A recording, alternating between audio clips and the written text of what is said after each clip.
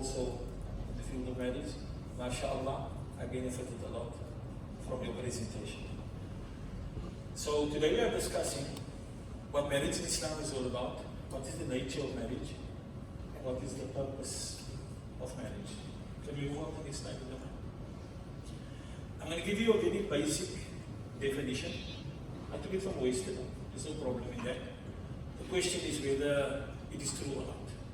There's a hadith of the Prophet ﷺ, not very authentic, but ulama accept the meaning, where it is said, the Prophet ﷺ said, that hikmah is dalatul mu'min. Wisdom is the lost animal of a true believer. Meaning by, if you find your cat by the neighbor, you have all the right in the world to reclaim it, because it is your cat. So meaning thereby, that if a non-Muslim speaks the truth, then you should accept it, because it is the truth. It is your cat. You understand? Don't reject the cat, just because the cat went to visit the neighbor. And Allah knows this. Al-hikmatu ta'alatul mu'min. Wisdom is the lost animal of the true believer. Either way, we have a basic definition. You will notice that my definition has 4 points. These 4 points are what I will be focused upon. So we define a successful marital couple as a committed team. So commitment is something that I will be discussing. Teamwork is something that I will be discussing. That strives to keep the connection. This is the purpose of marriage. This is the very definition of marriage. A certain connection is created between two people that in the past were not. And they should, despite, and in fact with the aid of differences between the members, they should be able to achieve this. You see, we sit with a weird problem, and we men love women, but we can't stick them. And women suffer the same way. Women cannot do without men. But the very manly nature of men causes problems. So it's a love-hate relationship. You understand? We wish that we could have only certain aspects of the opposite gender and not other aspects. One of the reasons this is happening is we don't understand the divine name of Allah. Allah in His infinite wisdom created half of a perfect human when Allah created a man.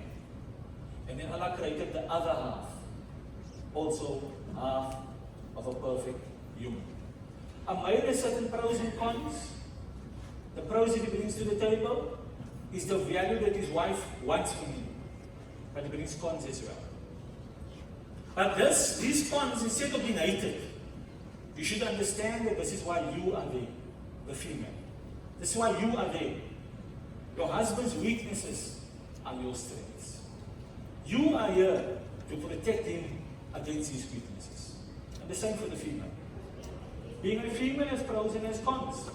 The males obviously are looking for the pros, but it comes with cons. How should you deal with the cons? The cons of the female is the pros of the male. This is why you are there. If we can work on marriages in such a way that the male is allowed to bring his pros, and the female is allowed to bring her pros, and the male will protect the female from her cons, and the female will protect the male from his cons, then you're going to get the best possible marriage. That's a win-win scenario. We need to throw win-lose away. Where I want to score, my gender must score, but the other gender must suffer so that I can be able. You must also throw lose-win away. I'm prepared to sacrifice everything, even if I get nothing. No. Islam teaches the best relationship and the best transaction is win-win. The buyer must win, the seller must win. There must be a fair exchange of value between the two of them. So a man brings a certain value to the table. You must understand that this is the price that you are offering your wife. But the wife must understand there's a price for that price. A woman, when she gets married, she brings a certain price to the table, her value, but it comes at a price. A man must understand that there's a price to be paid. Marriage is the fair exchange of value for value. Romantic love throughout history has been transaction. A man gives and he gets to take because he gave. A woman gives and she gets to take because she gave. exactly what must a man bring to the table, exactly what must a woman bring to the table, that we need to discuss. Either way, let's see the slide for you, man. So before I continue on the fourth things I want to discuss, let's first put out a basic truth. And that basic truth is that no one marries to divorce. Like, yeah, I could joke here and make a bit of a joke. I tell people, no one says, now wait to an divorce. Nobody says it. Everybody when they get married, they say, now wait to enjoy. Now wait to be happy. Obviously, this is not correct in Arabic, but I'm just giving you a jovial way, a joking way of saying things.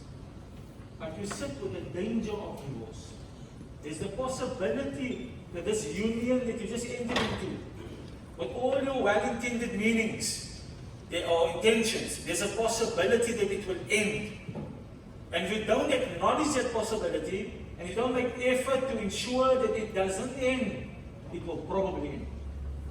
It will probably end. As the previous talker has noted, marriage requires hard work. In fact, I tell youngsters, all of you want to get married because you want to enjoy.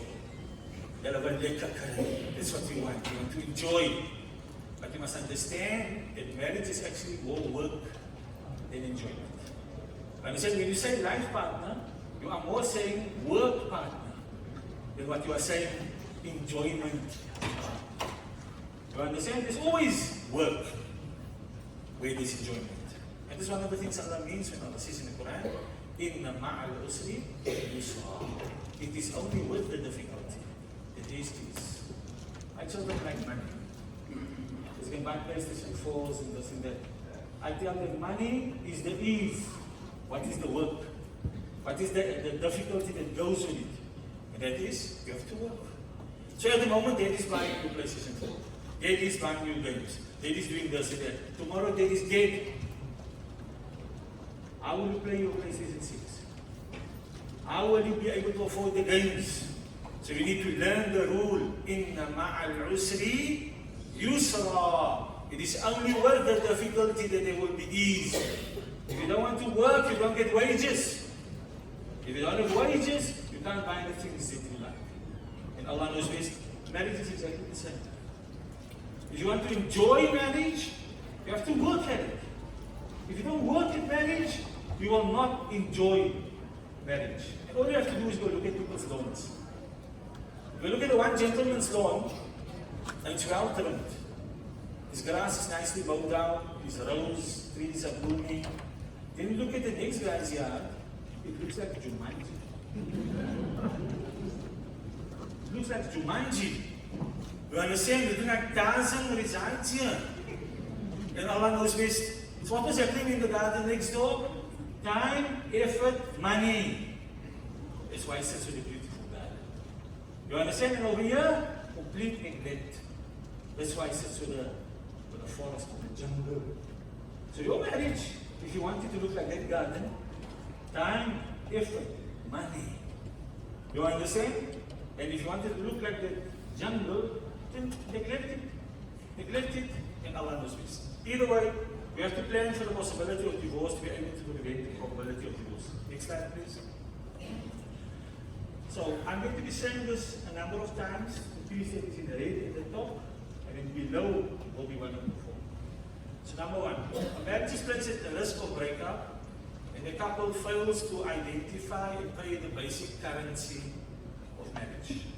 Now, before I mention the currency, I just want to say that we live in a world of nothing for nothing. Don't expect to get for free. The concept free is a lie. Even when you deal with God, Allah, it is a lie. From a painful punishment. Meaning, if you want to go to Jannah and you want to escape the other, you need to enter into an agreement with me. Will you give me something that I want, and I will give you something that you want. So you want paradise, and you want to escape from hell. I will guarantee you that. But you must enter into this deal with me, that you will do certain things. Also the Prophet Allah says, إِنَّ سِلْأَةَ اللَّهِ غَالِيَةً أَلَا إِنَّ سِلْأَةَ اللَّهِ الْجَنَّةِ. The product that Allah sells is expensive. Behold Allah's product. is paradise itself. Meaning, Jannah will not come easy. There's a high price. Jannah is expensive. If you want Jannah, you must give up some of the beautifications and the enjoyments of the dunya, not all. And if you want to escape Jahannam, you must undergo some of the discomforts of the world, so that you can escape that eternal pain and torment that is Jahannam. فَمَنْ زُغْزِحَ عَنِ النَّارِ وَأُدْخِلَ الْجَنَّةَ فَقَدْ فَازَ. He who has been distanced from the hellfire and now entering into paradise, such a person is surely successful.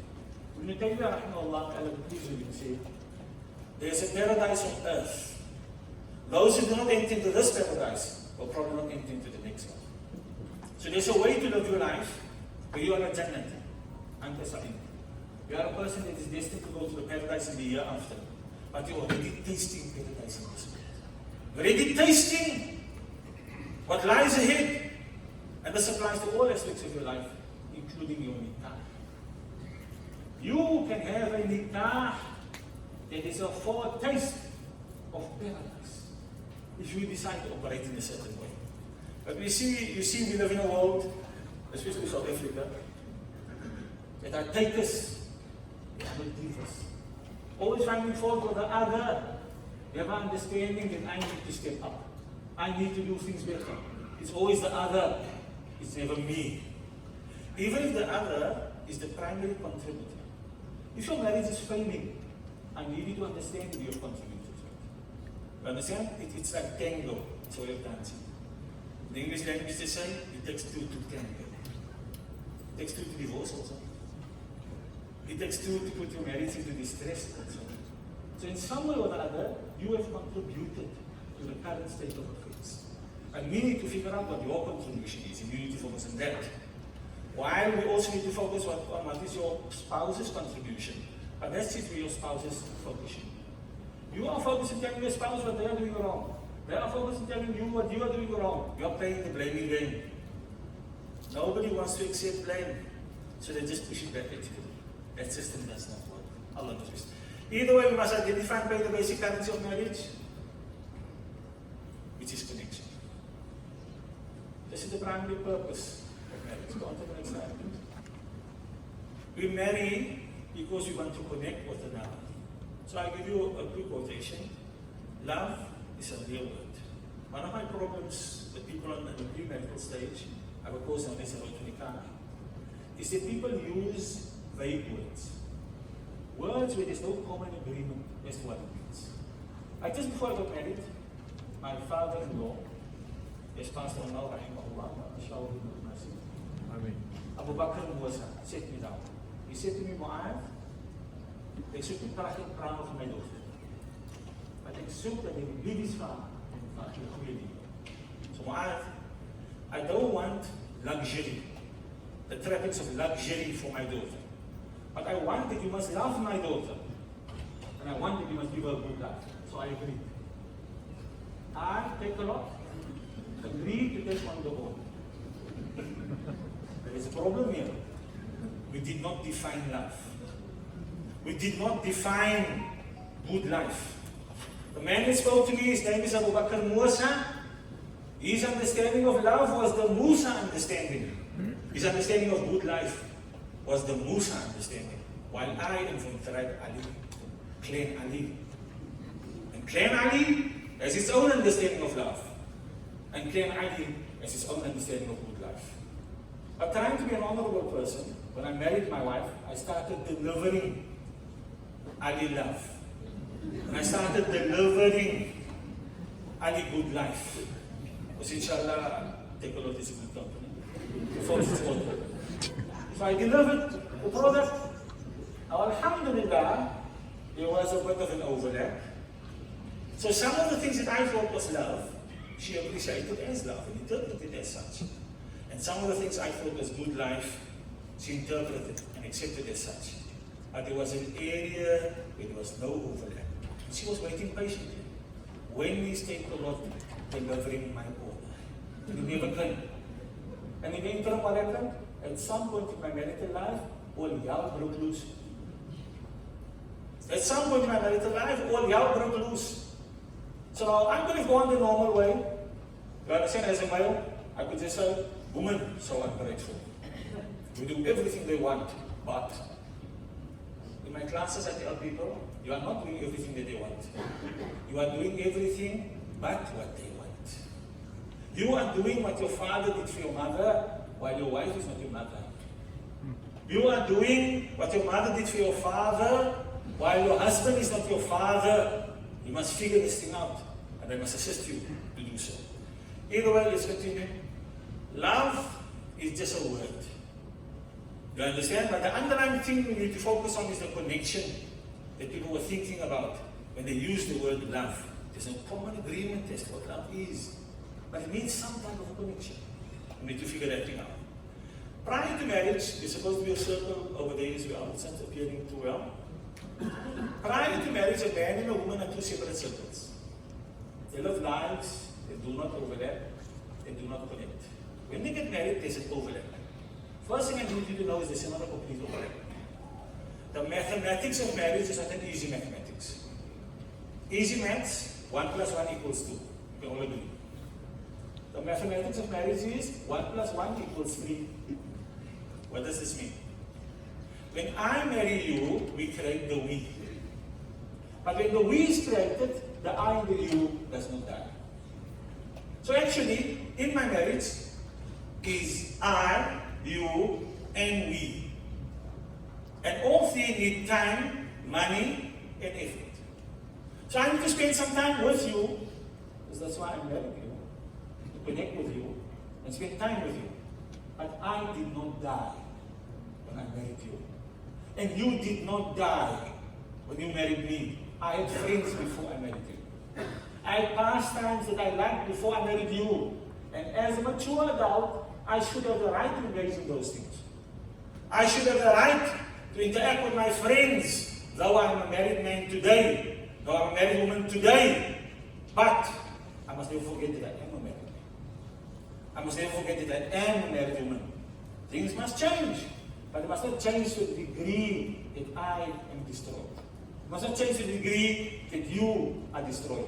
So the overlap is never a complete overlap. But the major point here is an overlap was created. That overlap is the connection known as nikah. Now, to what degree the overlap exists and how we should develop it, that we need to discuss. But for now, let's have that. Continue next slide, if you don't mind. So, for example, amongst the classical books, I'm a Shafi. The Shafi madhab has two books in the Mu'tamad, meaning these are the authorized books of the Shafi school. If you quote from these books, all other Shafis will accept it. One is Tuhfatul Muhtaj and one is Nihayatul Muhtaj. But some are very difficult to read. So people read the book Mughni Muhtaj by Allama Sharbini.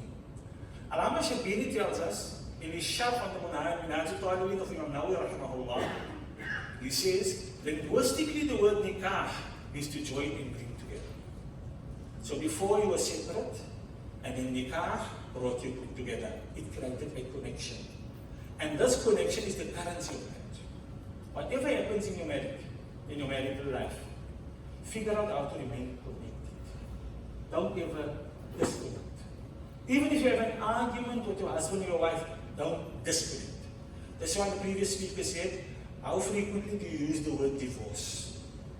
And you need to stop using the word divorce. What was the aim in that statement? The aim in that statement is that you're connected. Why do you constantly speak of disconnection?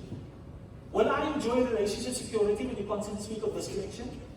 If you are working at a certain business and they constantly tell you of the possibility of having to fire you, you might have to fire you at the end of the month. It doesn't look good, eh? Next month, same thing. The conditions are much worse than it was before. You might have to let it go. If I was that employee, I would already be looking for a job elsewhere. Wallahi, Allah is my witness. Because you're not giving me job security. And as how we need job security, you also need relationship security. As when the Shafi madhab, the law is, the day that you get married, and they add the time limit to the marriage. قبلت نكاحها لمدة 4 سنين.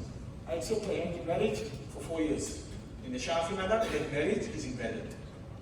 Why is it marriage invalid? Because marriage should engender permanency. Marriage should give you relationship security. And when you say you only want to marry me for 4 years, Muaath, for example, that doesn't give relationship security. And Allah knows, please continue. The next slide. So Arabs, they say Tanaka Khatil Ashjar. They say the trees have made nikah. And what they mean thereby is that the branches of the trees have grown into one another and they have connected. So this is the essence of the word nikah. In Arabic, there are 2 words for nikah, for marriage. One is nikah, the other is zawaj. Quranic words. There are many other words for nikah. If Arabs like the thing and they deem it valuable, they give it many names. So there's many names for marriage, but the 2 Quranic names is one is nikah, and the next slide, the other is zawaj. What does zawaj mean? When you say something is a zawj, right? So an Arab will say that the one shoe is the zawj of the other, meaning it's mate, it's pair. And what I like in this example is that a left foot is not a right foot. A right foot is not a left foot. A left foot was never designed to be a right foot. A right foot was never designed to be a left foot. Like we said in today's time, people are asking the question, why can't a man be a woman? Why can't the left foot serve as a right foot? Well, it's a left foot. That's why. We call the one man and we call the other one woman because there are differences. They belong to the same species, there is undoubted, and there's a lot of similarity. But had they been 100% the same, we would have called them both by the same term. I would have called both men, or we would call both women. But we call one man and we call the other one woman because there are differences that must be respected. Differences that actually improve the marriage. I definitely would not like being married to Muaath. Definitely not. And Allah knows this. Well, I said, women are hard. I want the softness of femininity in my world. You understand? I hanker for the other. And Allah knows best. Either way, the other time is the idea is the same. You bring 2 things together. You create a couple. You create a mating. You create a pairing. Next slide, please. One other thing about the shoe thing is, it is said, when you walk to the right, you slightly walk out of the middle. But then when you take the left step, it corrects the mistake of the right foot, and now you're walking straight. So right slightly out, left slightly out, but the 2 working together, now walking straight. And that's exactly what man.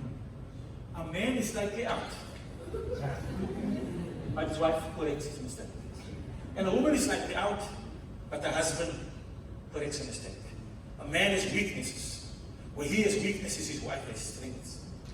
A woman has weaknesses. Where she has weaknesses, a husband has strengths. But in today's time, we hate women for their weaknesses, and we hate men for their strengths. While this is the reason why you're there.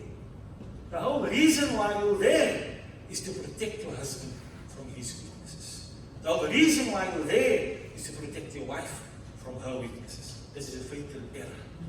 Masculinity was designed to love femininity. And femininity was designed to love masculinity. And Allah knows this. In our age, there's a gender jihad. There's a gender jihad. Constantly the talk is, I don't need men. I don't need a woman. I can go on my own. That's a lie. When Allah created Adam and Eve, Nabi Adam and Hawa, Allah told them both, Udkhul anta wa zawjuka al-jannah. Enter you and your spouse into paradise. Somehow having a spouse was a prerequisite for full enjoyment of Jannah. And Allah knows this. So, this is actually a Nokia. This is Nokia connectivity. Somebody took out Nokia and they put the car. So I was impressed by that. As he says exactly what I want to say. Car, connecting people. Please, the next slide. So this verse, anyway, this is the reason why I wanted to use the PDF. Because the PowerPoint, you might not have the fonts. Right? Anyway, we do what we can. So this verse is mentioned previously. It's Surah Rum, verse 21. In my mind, this is the most comprehensive verse in the Quran about the nature of marriage, its purpose, and how to achieve it. So Allah says, وَمِنْ آيَاتِهِ, all the many signs that indicate that God exists, that God is kind, that God is loving, that God is considerate, and that God is capable, is that He has created for you of you spouses. Now Allah didn't need to say of you. Allah only needed to say for you. Allah created a man for the benefit of a woman. Allah created a woman for the benefit of a man. But Allah also did say of you. And Allah is Al-Hakim, is most wise. He does not do things without reason. So Allah did not add of you without reason. What is Allah saying to me? Allah is saying to me, man, you would not exist today if it wasn't for the prior existence of a woman, your mother. Your existence needs the prior existence of a woman. Woman, you would not exist today if it wasn't for the prior existence of a man, your father. But what is that doing in the verse dealing with marriage? To tell you, your existence depends upon the opposite gender, and your best experience of life also depends upon the opposite gender. And if I were to think in my own life, what's something that I would like? I would like to stand maybe at Seapoint Beach as the sun sets. And watch the sunset. With my favorite ice cream in a cone, making it. I would enjoy it. But me being alone while doing this, my enjoyment would not be complete. But if my wife was standing next to me, licking her favorite cone, which I bought for her. So I'm looking at her. Now my enjoyment goes through the roof. If my daughter is standing there, and my son is standing there, also enjoying their favorite ice cream, Allahu Akbar, Allahu Akbar, joy upon joy. Noorun ala noor, light upon light. Ultimate enjoyment. You were created to do this. We humans are social creatures. We go insane when they isolate us. They take you from low security prison to high security prison. If you still misbehave in high security prison, what's the final punishment? Isolation. Final punishment is isolation. And when they isolate people, to make friends with cockroaches. With mice. They create second personalities to chat with. You understand? Because it is in our nature. We are social creatures. We need the other. You understand? The other completes us in a certain way. And I don't mean by that you are somehow imperfect if you're not married. But you are somehow more when you're married. You are somehow enhanced. And Allah knows best. Either way, Allah says, my time is limited. The best way for you, all of your spouses, لِتَسْكُنُوا إِلَيْهَا, so that you might find repose and tranquility in the other. What is sakina? Sakina is stillness of an inward liquid core. While outside there might be agitation. You can achieve this. Even if your world is falling apart, you could on the inside be connected to your Allah and at peace. Arida bil qada wal qadr. You could have completely accepted Allah's right to decree. Allah's right to predestination. And on the outside what is happening to you, you don't care. Because you know that Allah is testing you. And what is most important is that you pass the test. One of the things that Allah gives you to achieve that is Allah gives you a spouse. A spouse will assist you to become a better Muslim. To a certain degree, your wife or your husband is a spiritual retreat. They are your very own khanka. And I'll just give one example due to limitations of time. Prior to marriage, you tend to be very ignorant of your own defects, especially if you're a male. All you need to do is get married, and your wife will tell you. Your wife will tell you all your defects. Now, you can use this as an opportunity, or you could look upon it as a calamity. You understand? If you look upon it as an opportunity, inshallah, you're moving closer to Jannah. If you look upon it as a calamity, musibah. Affliction, my brother. And Allah knows best. Either way, we have unmet needs before we get married. Let's just call them marital needs. I'll explain this elsewhere. What is exactly marital needs? And marital needs can only be fulfilled in a marriage. Allah closed all other doors. Allah has no problem with regards to your natural needs. Allah's only problem is with the vehicle of fulfillment. Allah says in the Quran, لا تقربوا الزنا إنه كان فاحشة وساء سبيلا. Don't even go near adultery and fornication. It is a fahisha, it is a shameful deed. It will just produce shame upon you. It will disgrace you. وَسَاءَ سَبِيلًا, and it is an evil path. Meaning, wrong vehicle. Allah has no problem with sexual need, sexual intimacy. Allah has no problem with emotional intimacy. Allah's problem is only the vehicle. If you use the right vehicle, that is nikah, Allah gives you the reward of charity. Prophet Allah said, "Fi budi ahadikum sadaqah." Your genitals possess the potential of sadaqah, charity, if being done with your husband, if being done with your wife. But if you go via fornication and adultery in all its forms, then Allah dislikes that. So Allah has no problem with your natural need. Allah's issue is only with your vehicle of fulfillment. Either way, what's the magical recipe that makes marriages work? You must have love and mercy. My time is up. I'm just going to quickly mention this. You must have love and mercy. We live in an age where people know the importance of love, but they don't know the importance of mercy. They are masters at being loving, but they don't know how to show mercy.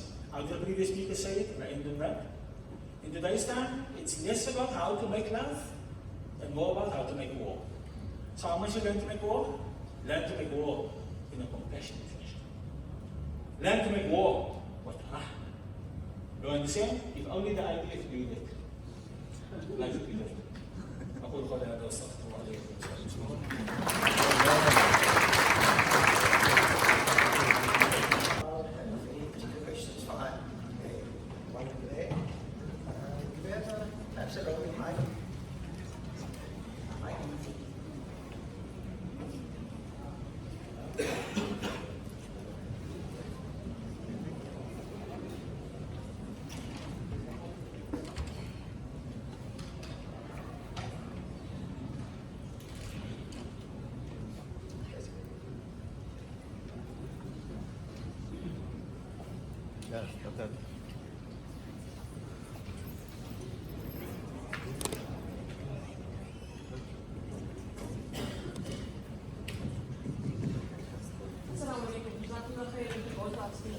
Both very excellent talks. And my disclaimer is, alhamdulillah, I'm lucky to be married to a very beautiful spouse, alhamdulillah. What I wanted to say, while we talk about marriage and some of the advantages marriage brings and the benefits of it and stuff, Muaath spoke about pairs and stuff like that. And I think both those talks are very valuable. But we have to realize in our society that there are many brothers and sisters who are single. And we need to just remember that, and there's probably lots of reasons why it opens a whole other discussion, but just to remember and to remind ourselves that they're also still individuals and they're not imperfect without having a spouse. And I think it's also very important to address those issues amongst our society, especially with all the difficulties and barriers that there are to manage in our society today. Yeah, you know, because I'm surrounded by young people, so I think one of the difficulties is that tertiary education has artificially lengthened adolescence. So people are not thinking of marriage at a time where one would naturally have been thinking about it for thousands of years. Because in the past, you were capable of earning a living at the age of 16. The knowledge economy means that you need a lot of knowledge to be able to earn a living. So I think that might, so we that's what I mean by transgenerational empowerment. So in other words, I would sometimes say to parents, you know that your children, like they like each other since first year. This one has a bedroom in your house, that one has a bedroom in their house. Let them get married. They sleep here, they sleep there, who cares? They're married people. You know in 3-4 years they've got degrees, they can get jobs. So if we start modeling that, young people will see that there aren't actually those great barriers. And then of course, we need to distinguish the difference between getting married and a wedding. So in other words, what are the economic things that we have played in marriage that is not even part of our being? You see? So how are we economically and socially making marriage difficult? We should make it easier for young people so that they model something else. You know what I mean? I would just like to say two things. Number one, when I spoke about the perfect and the imperfect, I did put the clause out there That doesn't mean that single people are imperfect. Right? That's the first thing. The second thing I want you to know is, whether it is the sources of religion or any other conversation, we are allowed generalizations that are correct. You see in Arabic we say, for example, مَا مِنْ عَامٍ إِلَّا وَتَخُصَّنْ الْبَعْض. There's no general law, except that the law is an exception. But is that the norm in speech? Is that the norm in speech that we always mention the exception? So is it true that there's a minority of people that like being lonely? They prefer not being married. They feel that their life would be better if they never married. Yes, there is such a minority. But I need you to know that most people that are currently unmarried are incels, involuntary celibates. They don't want to be celibate. They want to be married. But somehow they don't know how to engage the opposite gender. Somehow they don't know how to show the opposite gender value. What is one of the biggest mistakes in today's time is people don't differentiate between the sexual marketplace and the relationship marketplace. And they don't know where value is determined. So for example, a woman has a high value in the sexual marketplace. If any woman were to exit this door now and say I'm available for zina, a line of 20,000 men would start. But in the relationship marketplace, it is more determined by the male than the female. And Allah knows this. So it's the first thing I need you to know. Just because you are sexually alluring to the opposite gender doesn't mean they want to marry you. I need you to know that. Less work on sexuality, more work on other qualities that are valuable to the opposite gender. Second thing that I mentioned, your worth is not determined by your own gender in the relationship marketplace, because you're not marrying your own gender. Islam doesn't allow homosexuality. Your worth is determined by the opposite gender. So if you are a male, you need to figure out what women value in order to convince a woman to marry you. If you are a female, you need to figure out what men value. Unfortunately, we club together based on gender, and then we determine what is value, and then we praise each other. You understand? Like amongst women, your ability to earn income is considered a big thing amongst modern women. It is worth zero amongst men. Men have their own money. They don't need your money. Men are interested in you for other reasons. What those reasons are, we can discuss. Is there an exception? Is there a guy who wants you for your money? Yes, but it's an exception. In Islam, males provide for females. It is the duty. While women do not need to share their income with their husbands, not 1 cent. Not 1 cent of your income you need to share with a male. This says something about male nature as opposed to female nature. Either way, the principle, you might disagree with what I just said, the principle is your value is determined by the opposite gender in the relationship market. Allah knows best. Just one or two questions. I'm going to read this question, the speakers will respond, and then we'll close the phone session. But I think the speakers will be available if you want to come up and ask any questions during the break. Okay, so quite a challenging question, but I think it's a precursor for my talk later. So the question goes, how does one encourage a narcissist to go for therapy? So from the perspective of the spouse, and also from the perspective of a medical doctor, assume you as the doctor referring somebody. So how do we get them, how do we get them help? So perhaps each speaker can. I think it's Gottman who said if you can describe your spouse in one negative word, then you've got sort of serious problems. So if you say, so in other words, I think, so firstly, I mean, you've got to, initially, if the person doesn't want to go with you, you've got to go on your own. Okay? And there are going to be people who are not going to be willing to go with you for therapy. Okay? So one spouse can get help on their own, and then you sort of work on the things that you've got, the skills that you've got, and see if that shifts anything.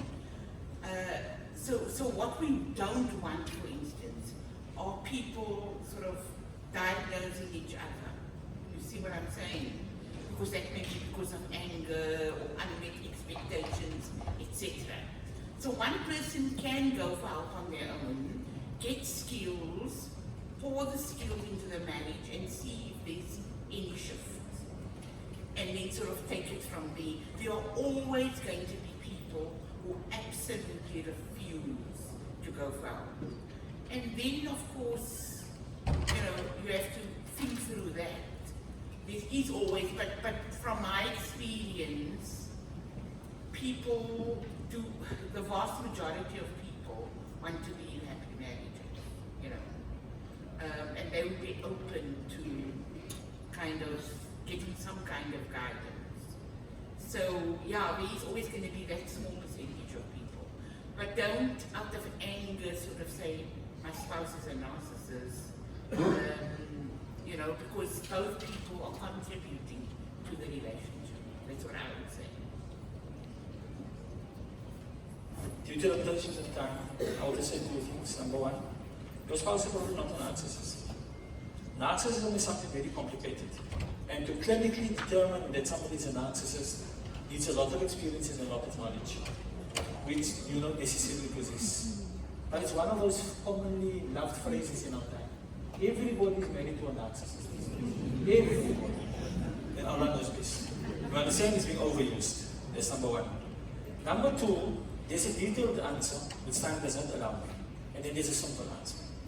The ulama tell us, humans, you can only convince them to do things two ways. Number one, jalbu maslaha.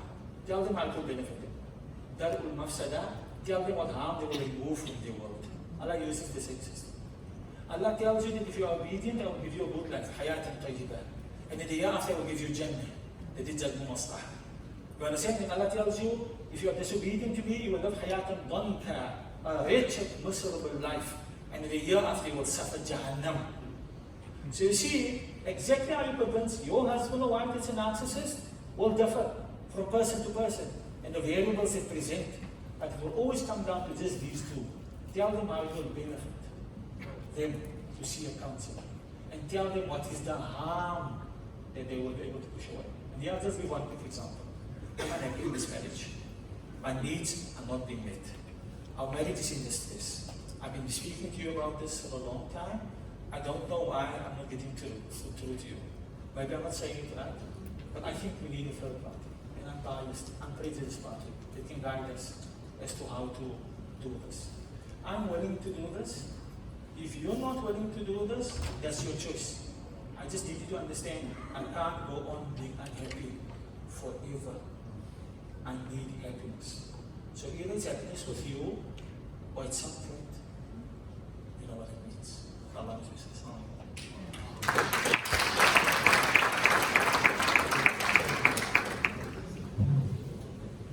I'd like to thank our two speakers and just a little plug, if you actually want to know what a narcissist is, come to my talk later. But I'd like to thank our two speakers. I think they did a sterling job, very informative, very inspirational talks.